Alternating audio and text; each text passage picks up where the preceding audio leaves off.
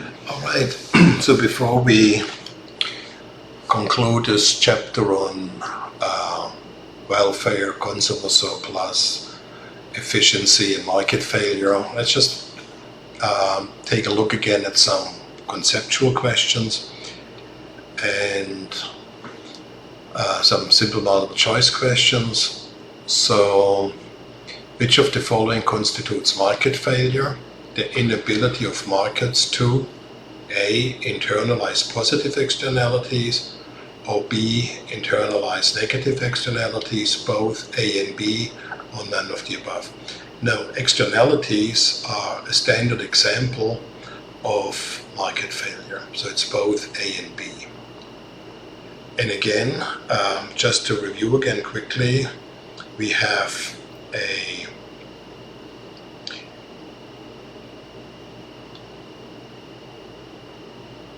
negative externality, we have here the quantity and here the price.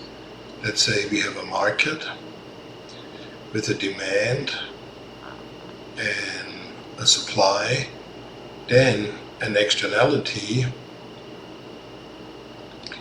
is an additional social cost that's associated with production. So we have here the true supply function, which is the lineup of the reservation price that includes all the operational expenses like labor and raw materials and rent and those kinds of things. But then we still have here the supply plus a social cost like the cost from pollution. So that's why the social optimum should be here. And the upper triangle then should be consumer surplus and the lower one producer surplus. But because we have this social cost, because this should be the social optimum, but we have additionally producers being served whose willingness to pay is much less than the real social cost of production. We have a deadweight loss, which is this triangle here, and that is essentially inefficient production from too much production of a bad thing. And of course the social cost, they can be seen here.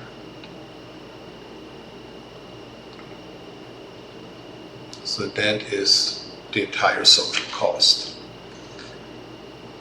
Okay, so that was a negative externality and again a positive externality.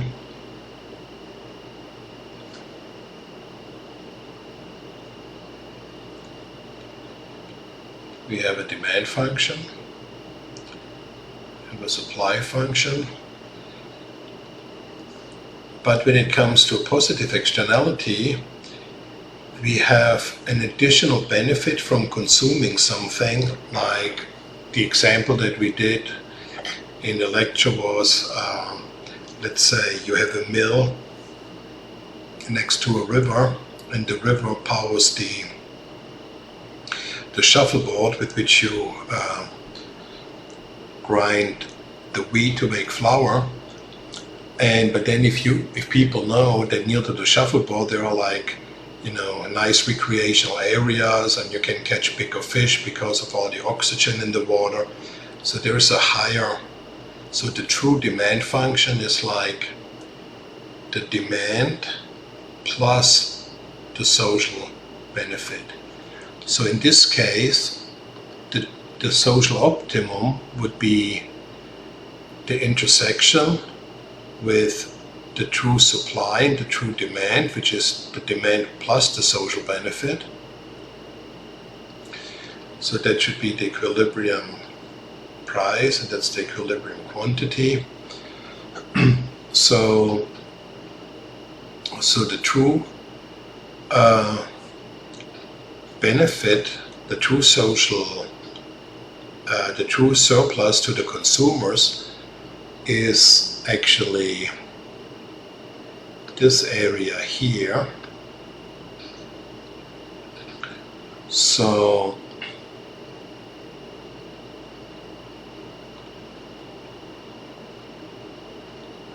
this is the true consumer surplus that should prevail, and the true producer surplus should be this one here.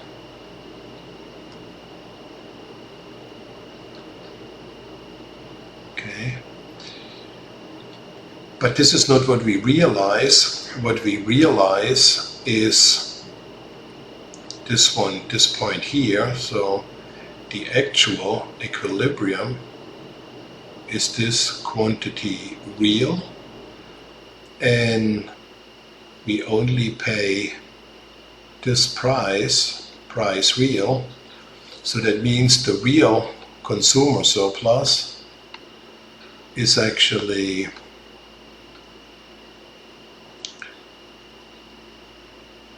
for one, this distance here is like the social benefit, but that goes to the consumers. And on top, we have also consumer surplus. So this is what consumers actually get. And actually they also get this one here. And the producers, they only get this triangle here. So this is basically there's like consumer surplus from the social benefit, and there's consumer surplus from, let's say, the purchase of a bread.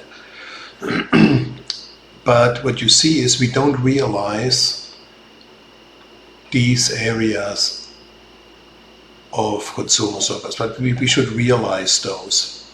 So those two triangles we don't realize, but we should realize them. And so therefore a positive externality is a market failure because we produce too little of a good thing. So those are the cases of externality. So we either produce too much of a bad thing or too little of a good thing. But of course there are other market failures too. Like a monopoly is a market failure, or market concentration is a market failure. Or there are others like asymmetric information, but for our purposes that should be enough. So let's rather move to the second question. So when is the burden of an excise tax equally shared between producers and consumers? Well, that's only the case if you have equal shares, equal slopes in absolute terms. So those are presumably in absolute terms the same slope. And then if we impose a tax, so now what is the total tax revenue? So total tax revenue is now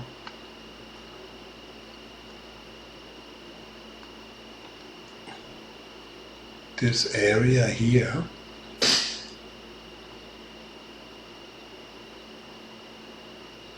But you see, part of this area is now equally split because that used to be the equilibrium price. So this used to be consumer surplus. And that, I should make it blue. That used to be producer surplus. So in this case, everything is equally shared. And to see the difference, if let's say you have a perfectly elastic supply function,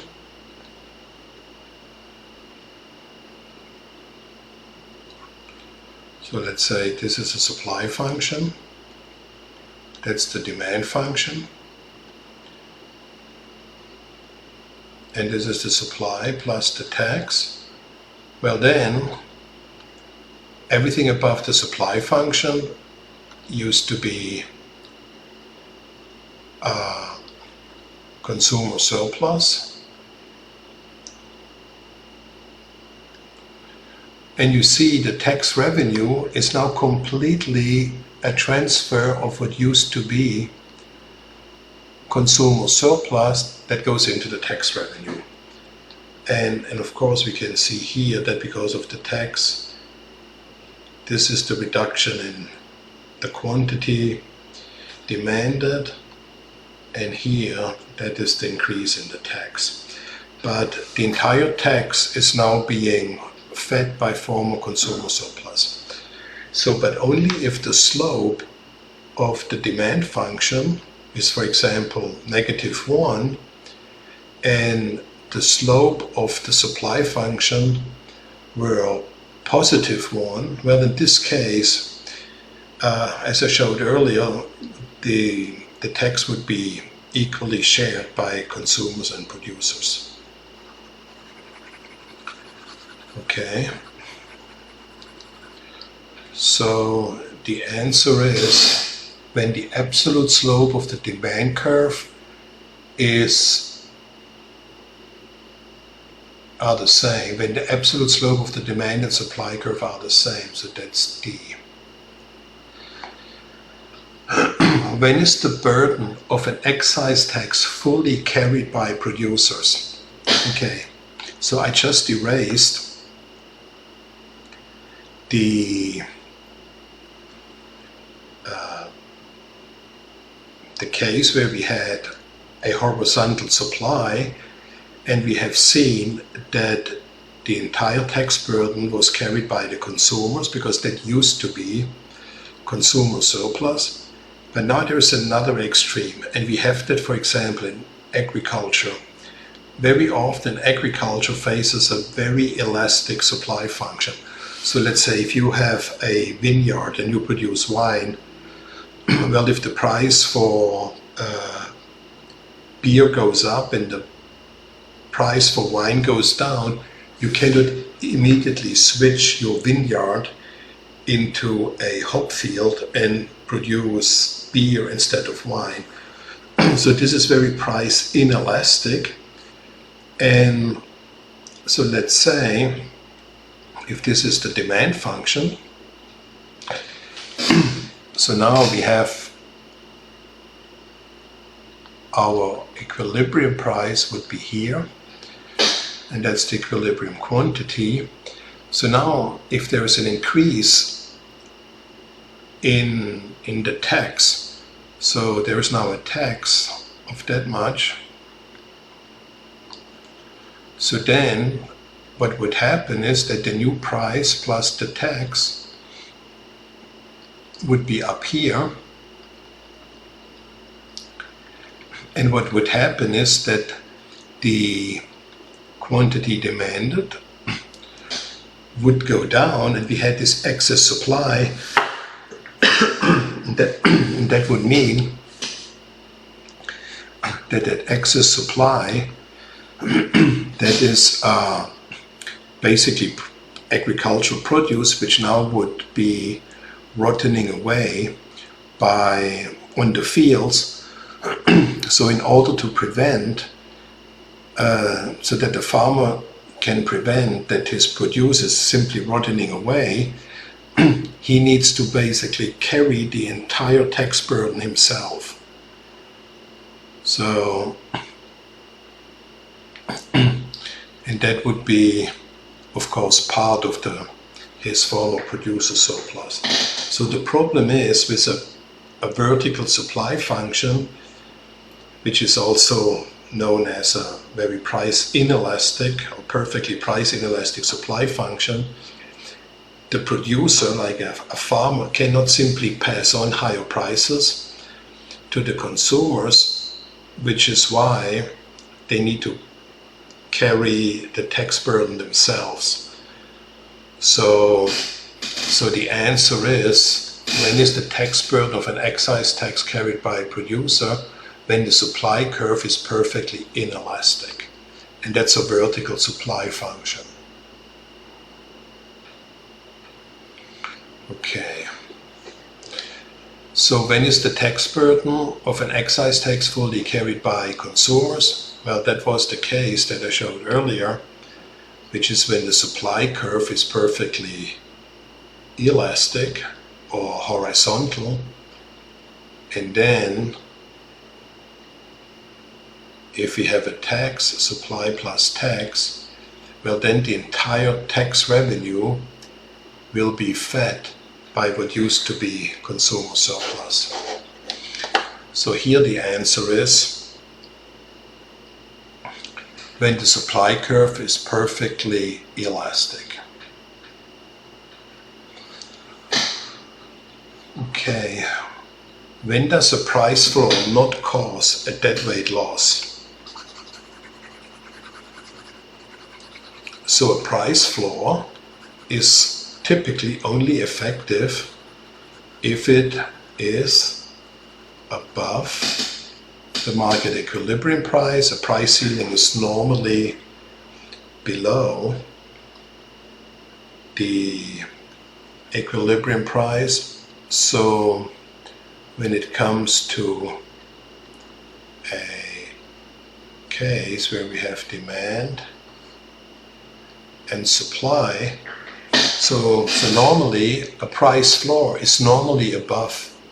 So normally it would be here. That is a price floor.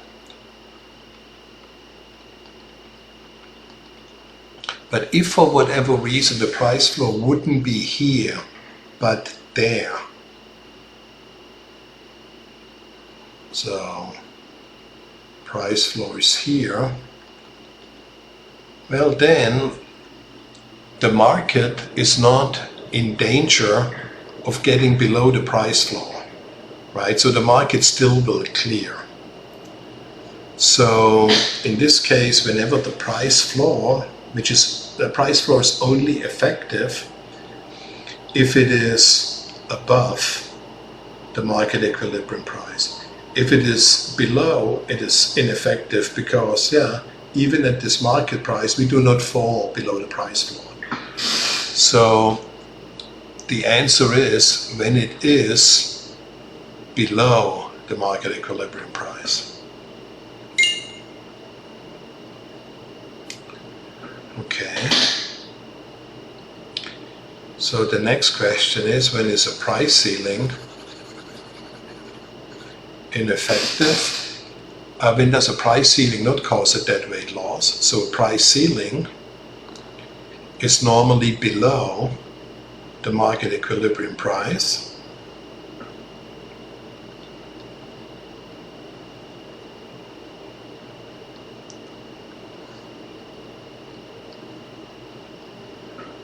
Okay, so normally an effective price ceiling says the price must not be higher than this. And if it's set below the equilibrium price, then we get excess demand. But of course, if the price ceiling were above the market equilibrium, well, then the market still would clear here. We wouldn't have a deadweight loss. So the answer is whenever the price ceiling is above the market equilibrium. So when does a price ceiling not cause a deadweight loss? The answer is when it is above the equilibrium price. Okay.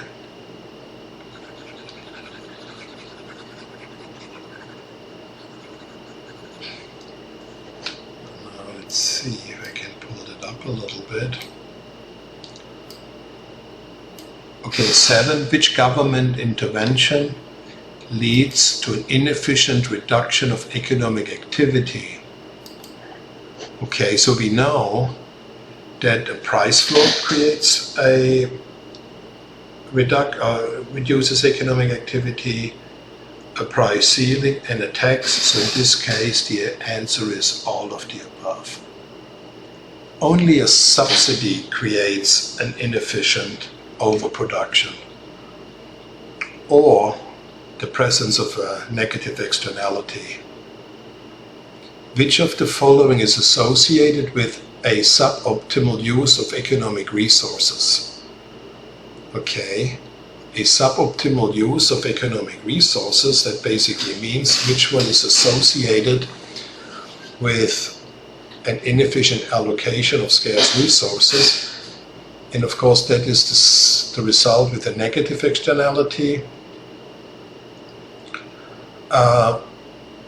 And actually suboptimal, I think that means we produce too little. So maybe that question should be better called, which of the following is associated with a less than optimal production, and that would be only a positive externality. But of course both a negative and a positive externality, the output is always suboptimal. But I think in this respect I meant to say like a production level which is less than the optimal. In the test I would probably make that, formulate that better. Which statement is true whenever the government sets a price different from the market equilibrium price? Yeah, there will be winners and losers, and the winners will win less than what the losers lose. Yeah, that is correct. And also here, you know, that means to be whenever the government sets a price effectively different from the market. So when the price ceiling is above the market equilibrium price, well, then it's an ineffective one. So maybe I also should have clarified that one. Okay, last question. Which of the following adds to welfare? Well, that's consumer surplus, producer surplus, tax revenues. So that's all of the above.